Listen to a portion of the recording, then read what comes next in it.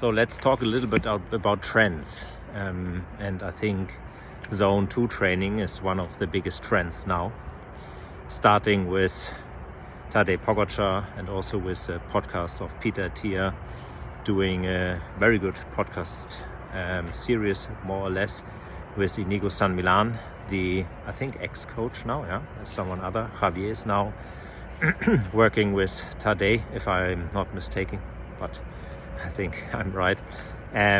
So Zone 2. Zone 2 for me is an extension of base training.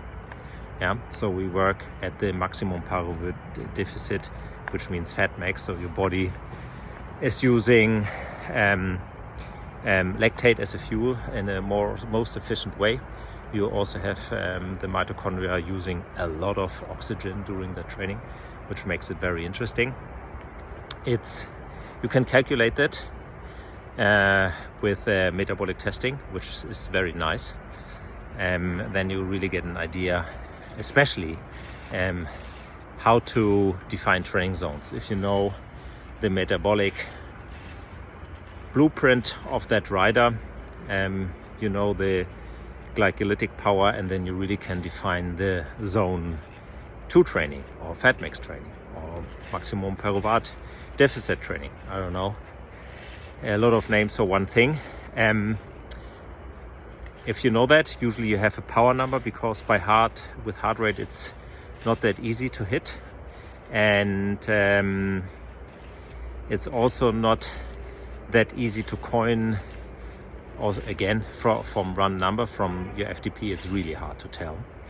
Also from your VO2 max, it's really hard to tell, because you don't know how your glycolytic system is. If you don't know that, you're riding through the fog. You don't know what.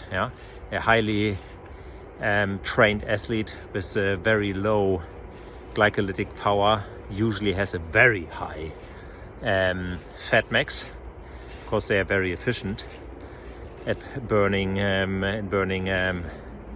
lactate, and also a rider with a very high VO2 max, even with a high glycolytic power, as Pogačar, they can easily ride 300 plus watts at fat max. If you're a sprinter, fat max feels more or less like base training. It's pretty easy, because you're not very efficient. Is it the next golden ticket for your enduring success? I wouldn't say that. It's an important training zone, and I think for more young riders with high VO2 max numbers but high glycolytic power, and they are maybe not that efficient in using lactate as a fuel, it can be a very interesting training zone. Also for riders with limited time, why not always going fat max in your endurance rides? I think it's a good idea. If you only have 6 hours a week, why not always doing Zone 2 rides, so to say? It's a good idea. And also in combinations with high lactate efforts, riding between these efforts Zone 2, to teach your body to use lactate as a fuel. So now you can argue, why not measuring lactate during these rides? I think it's pretty hard, and it's also influenced by a lot of variables. Are you fueled well? Have you eaten enough?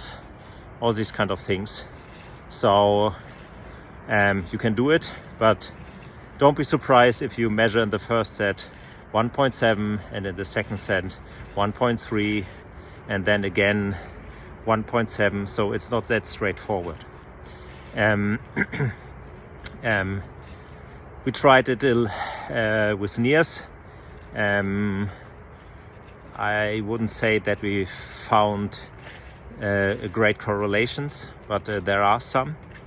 But I think the science needs to work a little bit more on that. And also with lactate, we also need to work on that, and it's highly individual. So we are not sure yet. We can calculate that. Fat max zone or Zone 2 training. but also here it's always in movement, yeah. So after 2 hours, maybe your fat max zone is lower or even higher. Can be, yeah. So good training zone for using lactate as a fuel, for young riders, for riders with limited time, of course also for professionals, mixing it a little bit up with high cadence, sometimes also low cadence, why not?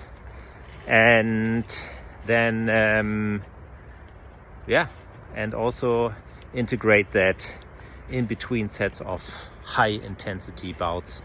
This is a very good use case for zone 2 training.